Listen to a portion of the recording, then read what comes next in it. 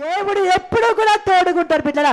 దేవుడు ఎప్పుడు కూడా విడిచిపెట్టాడు. నువ్వు ఎప్పుడెప్పుడు పశ్చాత్తాపడతావా, ఎప్పుడెప్పుడు దేవుడి వైపు తిరుగుతావా, మరలా నిన్ను క్షేమములోకి, కృపలోనికి, ఆరోగ్యంలోనికి, సమాధానంలోనికి, అద్భుతాల్లోనికి నడిపించాలనే దేవుడు చూస్తాడు. బిడ్డరా, మన జీవితంలో ఎప్పుడు కూడా దేవుడు మనల్ని నడిపించడానికి ఇష్టపడాలి.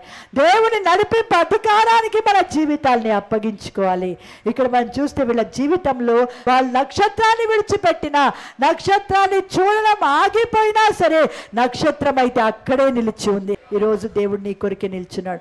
తప్పిపోయిన కుమారుడు తండ్రి ఇంటికి ఎప్పుడు వస్తాడా అని చెప్పి తండ్రి అక్కడే నిలిచి ఉన్నట్టుగా, ఎదురు చూస్తున్నట్టుగా ఈరోజు నువ్వు తిరిగి రావాలి, నీ పాపాన్ని విడిచిపెట్టాలి అని యేసు నీ కొరకు చూస్తున్న వేళ నువ్వు తిరిగి రాగలుగుతున్నావా?